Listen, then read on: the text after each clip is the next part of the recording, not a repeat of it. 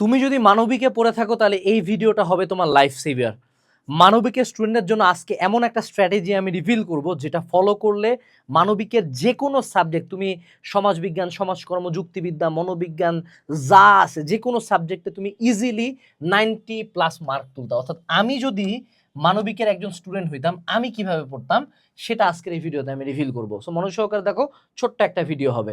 আমাদের কোম্পানিতে একটা কথা প্রচলিত আছে যে যারা মানবিকে পড়ে এরা মানুষের কাতারে পড়ে না। এই জন্য না যে তোমরা খারাপ স্টুডেন্ট, এই জন্য যে তোমরা তোমাদের যে পাওয়ারটা আছে সেটা কখনো ইউজ করতে পারো না। এই কথাটা আমরা এই জন্য বলি কারণ দেখো যে সায়েন্সের যে পোলাপান এদের পড়াশোনা যদি হয় হলো গিয়া আমাগো 1000, তোমাদের পড়াশোনা নিম্নে করে মাত্র 100। এখন তুমি আমাকে গালি দাও যা করো, তুমিও জানো আমিও জানি তোমার পড়াশোনা ইজি, এবং তুমি যদি পড়াশোনা ইজি হওয়া সত্ত্বেও সেটাকে ইউজ না করতে পারো, সেটাকে ক্যাপিটালাইজ করতে না পারো, তার মানে তুমি মানুষের কাতারে পড়ো না। সো আমরা এখন প্রথম যে পয়েন্টটাতে আসবো সেটা হলো মানবিকের তো মেজরিটি স্টুডেন্টই খারাপ স্টুডেন্ট রে ভাই। মানবিকের বাংলাদেশের স্টুডেন্ট সংখ্যা সবচেয়ে বেশি। এইচএসসি দেয় মানবিক থেকে 5 লাখ, সায়েন্স থেকে দেয় মাত্র 2.5 লাখ, তোমাদের অর্ধেক ওরা। তাও ওদের এত হাইপ বেশি কেন? কারণ ধরো ওদের মেজরিটি মানুষজনই সায়েন্সে নেয় এবং সায়েন্সের পোলাপানের পড়াশোনা কঠিন, এরা ভালো স্টুডেন্ট। সো সায়েন্স ফেলা না, সায়েন্স বাদ, তুই তোর এই 5 লাখে আয়। এই 5 লাখের মধ্যে আমি তোমার কয়ে দিই, বাংলাদেশে 5 লাখ মানবিকের স্টুডেন্টের মধ্যে 4,50,000 হলো একান্ত নিতান্ত টাইনা টুইনা কোনো মতন পাস করে। কেন বলো দেখি? মানবিকের সবচেয়ে বেশি অডিয়েন্স হলো গ্রাম সাইডে।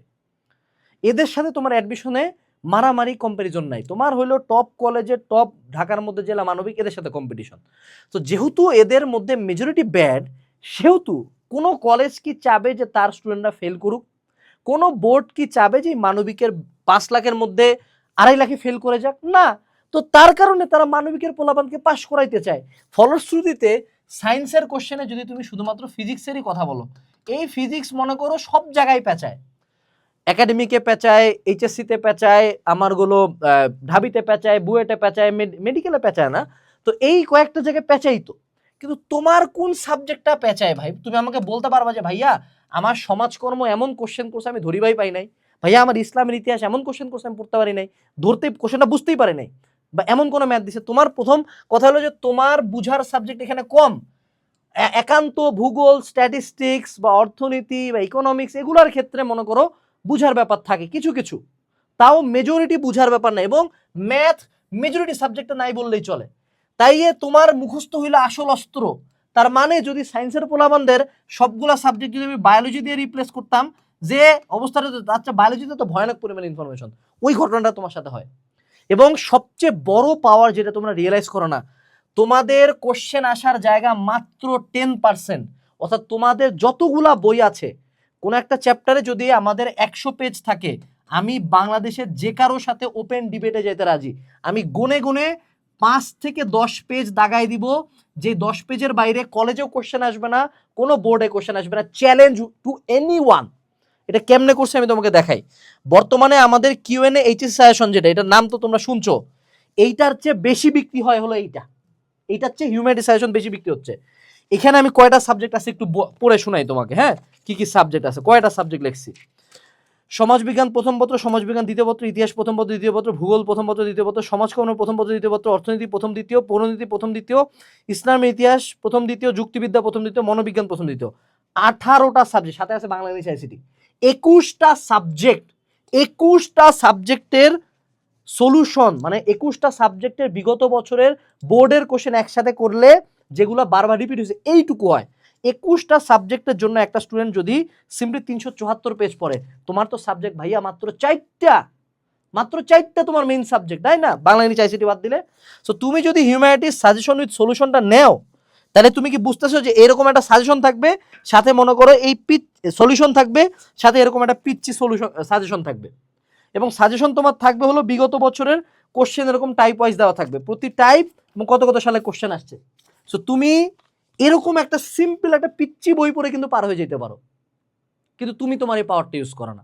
তুমি চাও যে আবার সব পড়তে। আরে ভাই, যদি কোশ্চেনই না আসে সব কেন পড়বো আমি, যেখান থেকে আমার কোশ্চেনই আসে না?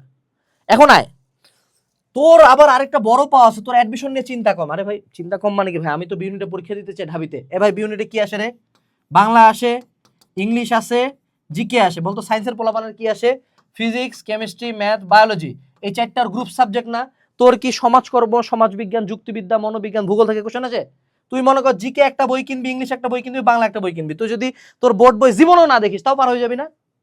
অ্যাডমিশনের টাইমে অ্যাডমিশনের বই পড়লে হয়। হ্যাঁ আমি জানি তোমার বোর্ড বই থেকেও কিছু কোশ্চেন আসে, এটা আমি অস্বীকার করতেছি না, তো তোমার কি এগুলো পড়লে হয়ে যায় না? তাহলে তোমার তো সায়েন্সের মতো ফিজিক্সের ডেপথে যেতে হচ্ছে না, কেমিস্ট্রি ডেপথে যেতে হচ্ছে না, ম্যাথের ডেপথে যেতে হচ্ছে না, তা তুমি এত টেনশন করতেছো কেন? এবার আসি তোমার জায়গায় আমি থাকলে কেমনে পড়তাম। আমি প্রথমে যে কাজটা করতাম, স্টেপ নাম্বার 1, আমি যে কোনো একটা চ্যাপ্টারের উপর ক্লাস করতাম। যেমন আমাদের একাডেমিক অ্যাডমিশন করছে, এই যে 21টা সাবজেক্ট বললাম না, এর চেয়ে বেশি, এখানে আরো মনে করো আমরা কৃষি শিক্ষা পর্যন্ত অ্যাড করে দিছি। একাডেমিক অ্যাডমিশন কোর্স বাংলাদেশে আর্টসের এর বাইরে কোনো কোর্স নেই, কোনো প্ল্যাটফর্মই তো আর্টস পড়ায় না। তোদেরকে কেউ পড়ায়? তোদের পড়ায় হলো বাংলা ইংলিশ আইসিটি, এবার বাংলা ইংলিশ আইসিটি অ্যাডমিশন আসে একাডেমিক। সো এখানে তুমি বাংলা ইংলিশ আইসিটি, তারপর তোমার এই 21টা সাবজেক্ট, সমাজকর্ম, সমাজবিজ্ঞান, যুক্তিবিদ্যা, মনোবিজ্ঞান, অর্থনীতি, কৃষি শিক্ষা সব আছে। এই একটা কোর্সের ভিতরে আবার বাংলা ইংলিশ আইসিটি আছে, এই একটা কোর্সের ভিতরে আবার বি ইউনিটের ক্লাস আছে, অ্যাডমিশনের বই আছে একটা কোর্সের ভিতরে। রামাদান 25 যদি তুমি কুপন ইউজ করো, RAMADAN 25, তাহলে 25% ডিসকাউন্ট পাবা। সাথে তুমি মনে করো এই সাজেশনটা রাখে দিবা, কিনবা প্রিন্টেড কপি, ই বুক কপি তুমি ওখানেই পাবা, প্রিন্টেড কপি ইজ বেটার, কারণ নিজে পড়া যায়। তুমি প্রথমে ক্লাস করলা, দেন 2 নম্বরে তুমি চলে যাবা সাজেশনে, সাজেশন বইয়ে যাবা যে তাই ভাইয়া দেখি আমার এই চ্যাপ্টার থেকে কোন কোন টপিক ইম্পর্টেন্ট, ওই টপিকটা কত কত সালে আসছে, এইটা এবার আমি আমার ধরে নাও যে এটা তোমার টেক্সট বই, তোমার টেক্সট বইয়ের মধ্যে যা দাগাই দিবা, আচ্ছা এই টপিকটা ইম্পর্টেন্ট। দেন সুন্দর মতো মার্ক, এবং যেই টপিকটা তোমার দাগাই দিছো ওটা ঠাড়া মুখস্থ, কোনো কথা নেই, ডান নাই বাম নাই। এরপরে চলে আসো সলিউশন বুকে। সলিউশন বুকে তুমি যখন যাবা, এই জায়গায় দেখো তোমার মনে করো মানচিত্রের অভিক্ষেপ, হ্যাঁ এই জায়গায় জ্ঞান অনুধাবনমূলক প্রশ্ন দিয়ে দিছি, এর বাইরে ইনশাল্লাহ যাবে না। তোমার মনে করো গহর প্রশ্ন দিয়ে দিছি, এই দুটো ঠাড়া মুখস্থ, শেষ, আর কিছু পড়তে হবে না। তারপর ধরো এই যে 1 পেজের মধ্যে একটা চ্যাপ্টার শেষ, জ্ঞানমূলক অনুধাবন দেওয়া আছে বোর্ডে A+ পড়ার জন্য, পাস করার জন্য। এই 4টা কোশ্চেনই তোমার সৃজনশীলে যাই দিবে, ঘুরে উল্টে এই 4টাই দিবে, ঘুরে উল্টে এগুলাই দিবে যে সমাজকর্মের ধারণা প্রকৃতি ব্যাখ্যা করো, সমাজকর্মের মূল উদ্দেশ্য ব্যাখ্যা করো, এগুলা মনে করো ঠাড়া মুখস্থ, ক খ গ ঘ শেষ, চ্যাপ্টার কমপ্লিট, গন। তুমি একবার আমার এই সাজেশনটা এবং আমার যে পদ্ধতিটা এটা ফলো করে যে পরীক্ষা হলে অবশ্যই তোমার গ্রুপ সাবজেক্ট একটা আটকাবে না। বাদ থাকলো কি ভাইয়া, বাদ থাকলো ভাইয়া বাংলা ইংলিশ আইসিটি নিয়ে বলেন।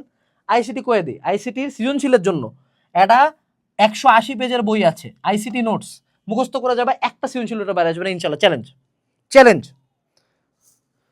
আর এমসিকিউর জন্য এইটা হলো তোমার টাফেস্ট, তোমার সবচেয়ে টাফেস্ট জায়গা হলো আইসিটির এমসিকিউ, এইটা তোমাকে মূল বই রিডিং পড়তে হবে।